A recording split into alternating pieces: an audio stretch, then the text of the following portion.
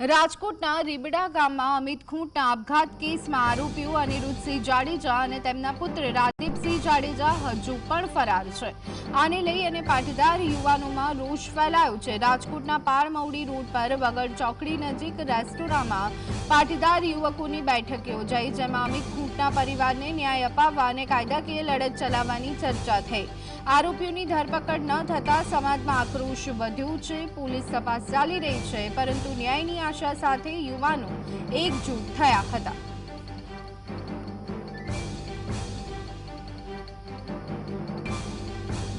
તો રાજકોટના રીબડા ગામમાં અમિત ખૂંટના આપઘાતને લઈ અને ઘણી ચર્ચાઓ તે કેસને લઈ અને જોવા મળી રહી છે, ત્યારે ન્યાયની માંગ ફરી એક વખત આ કેસના આરોપીઓ એટલે કે અનિરુદ્ધસિંહ જાડેજા અને તેમના પુત્ર રાજદીપસિંહ જાડેજા હજુ પણ ફરાર છે અને આને લઈ પાટીદાર યુવાનોમાં રોષ જોવા મળી રહ્યો છે। આ જ અંગે વધુ વિગત મેળવી લઈએ। સંવાદદાતા લખીરાજસિંહ ઝાલા અમારી સાથે જોડાઈ ગયા છે।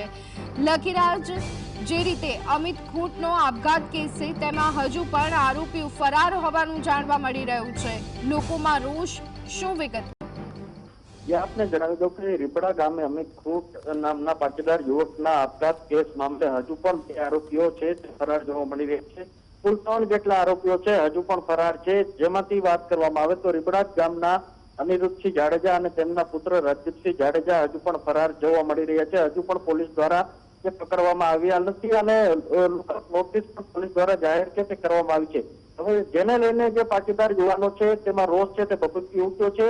જે પાટીદાર યુવાનો દ્વારા પારગામ ખાતે જે વગર ચોકડી નજીક એક રેસ્ટોરન્ટમાં પાટીદાર સમાજની જે બેઠક છે જે યોજાઈ હતી, અમિત ખૂંટના પરિવારને કઈ રીતે ન્યાય જે મેળવી શકાય તે રીતના જે બેઠક છે તેમાં ચર્ચા કરવામાં આવી હતી। ત્યારે આગામી સમયમાં ક્યાંક ને ક્યાંક આંદોલનના માર્ગે પાટીદાર યુવાનો ચાલી શકે છે તેવા એંધાણ હાલ તો દેખાઈ રહ્યા છે। ત્યારે હવે આરોપીઓ ક્યારે પકડાશે તેના ઉપર પણ સૌ કોઈની નજર છે।